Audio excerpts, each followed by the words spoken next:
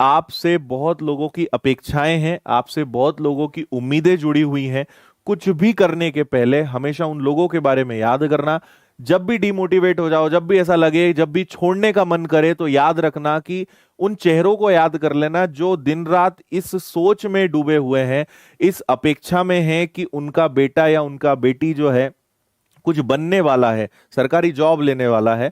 तो कभी भी निराश हो जाओ, हताश हो जाओ, तो याद रखना कि तुम अकेले नहीं टूट रहे हो, तुम बहुत लोगों की उम्मीदें तोड़ रहे हो। इसलिए छोड़ना आपके डिक्शनरी में है ही नहीं, होना ही नहीं चाहिए।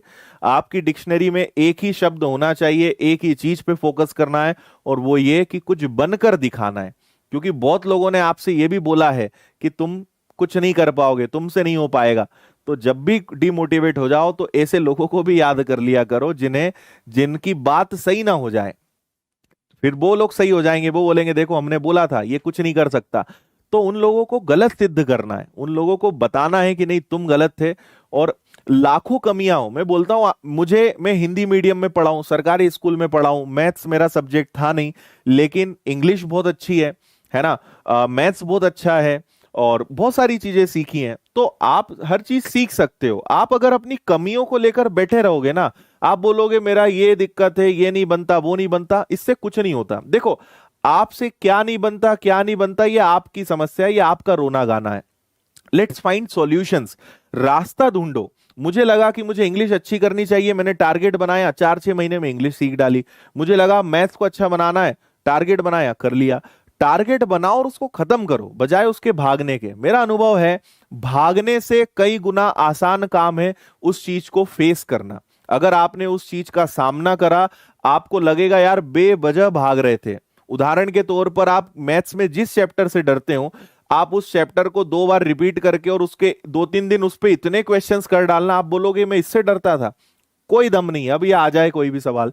तो भागना बहुत कठिन काम है मेरी नजरों में, सामना करना बहुत आसान है। लेट्स फेस इट, सामना करिए।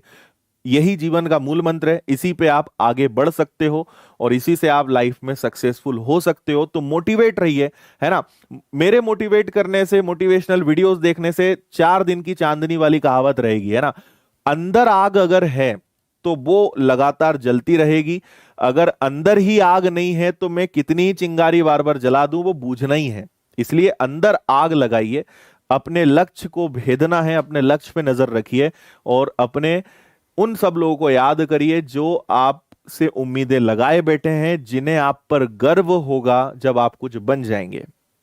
और life is full of problems, practical बात बता रहा हूं, समस्याएं जीवन भर चलेंगी, और जब जब व्यक्ति आगे बढ़ता है तो उसे त्याग भी करने पड़ते हैं। तो अगर आपके हाथ से कुछ छूट रहा है, छोड़ दो, कोई चिंता नहीं है, आगे सब मिल जाएगा।